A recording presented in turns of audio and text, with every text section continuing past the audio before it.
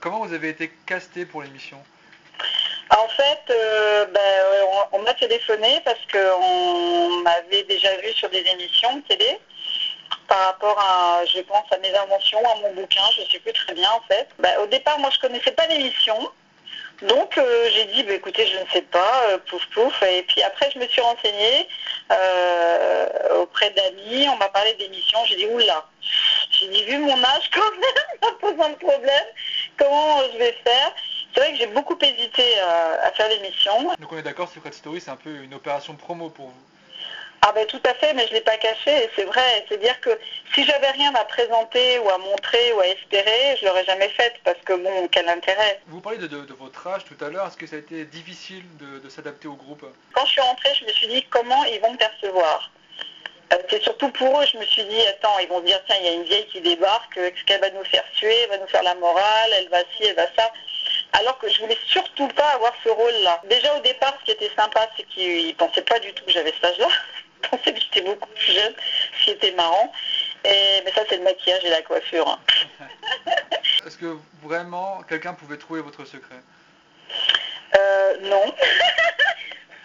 sauf si quelqu'un m'avait vu à la télé auparavant.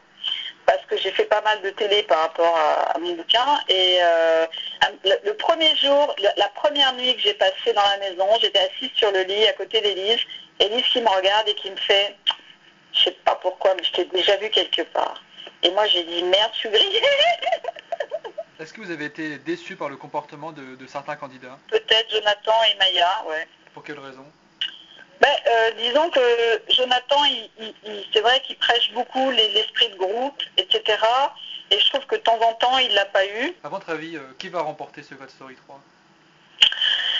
Ah, bonne question. À une époque, je vous aurais dit John. Maintenant, est-ce que dehors, ils ont toujours le même regard sur lui? J'en ai pas la moindre idée. Quels sont vos projets maintenant que vous êtes sorti de Secret Story?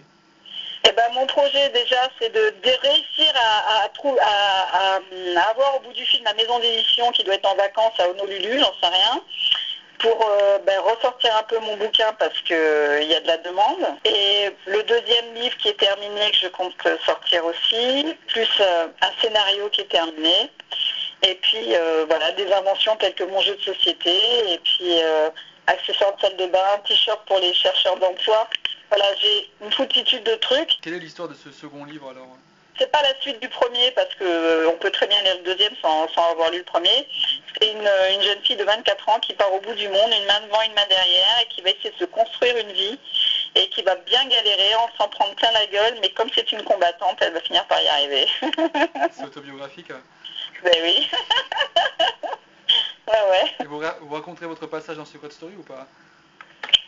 Ça sera un troisième livre, hein, je crois. Je vous préviens, l'interview est enregistrée parce qu'on va la mettre en audio sur le site.